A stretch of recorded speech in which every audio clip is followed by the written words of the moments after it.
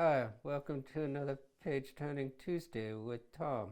Why am I talking this way? I'll tell you, because this just happened. Isn't that great? Aging. So that was a Maryland bridge I had in place for like 25, maybe 30 years. And they go, yeah, these things only last for a year, maybe 10 if you're lucky. So it finally gave, it went out.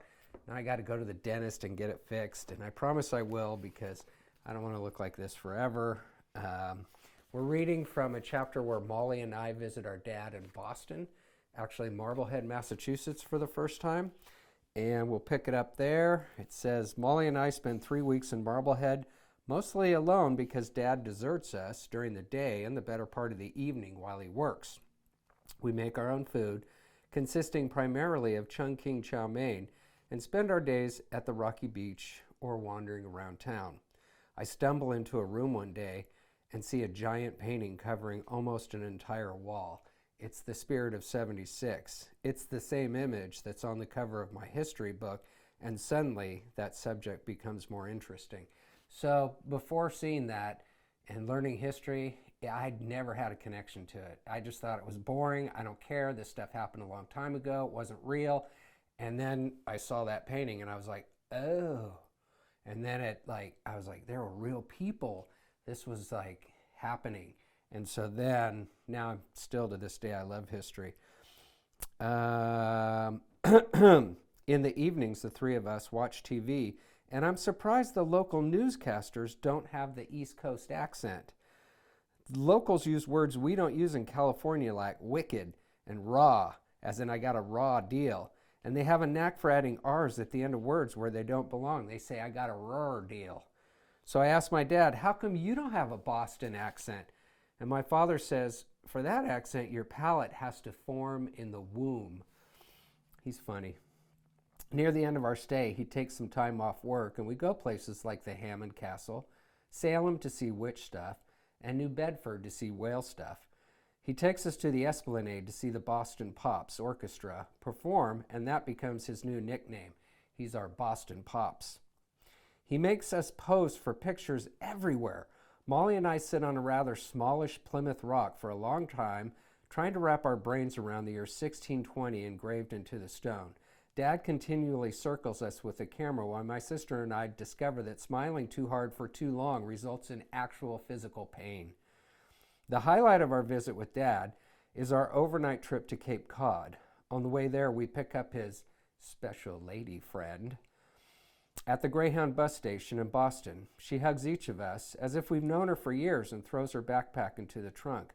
I can't take my eyes off her. She's beautifully distracting. I'm Janet Lippincott. She must have been teased a lot growing up. It sounded a lot like Janet Lickmacock. I'm ashamed at my own foul thought, and yet the trip suddenly becomes 10 times more energetic and completely changes. During the drive, we learn that Janet is training for the Olympic swim team.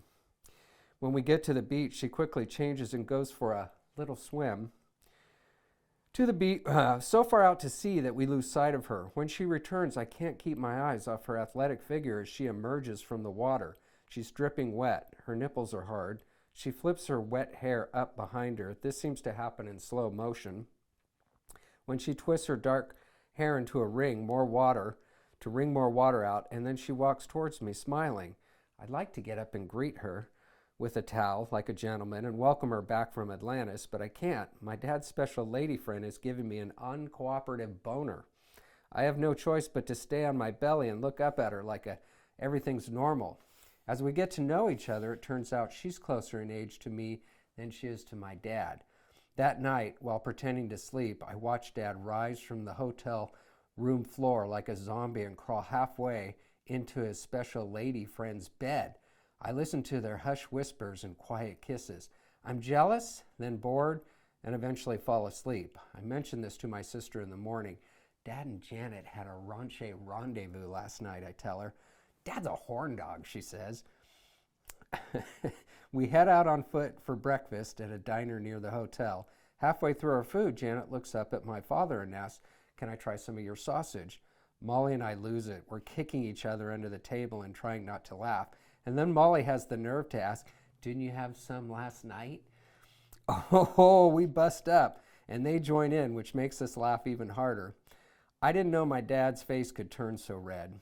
When we take her back to the Greyhound station, I want to be the last one to say goodbye so I can hug her the longest. I'm sad to see her go, and I know I'll be looking for her when the Summer Olympics are on TV. For being all of 9 years old, I've experienced my share of premature infatuation with older women. That's a good place to stop for today. Nothing like a childhood boner to warm the cockles of your heart. So thanks for tuning in to another episode of Page Turning Tuesdays with Tom, and ding, ding, ding, ding, ding, ding, ding. We'll see you next time.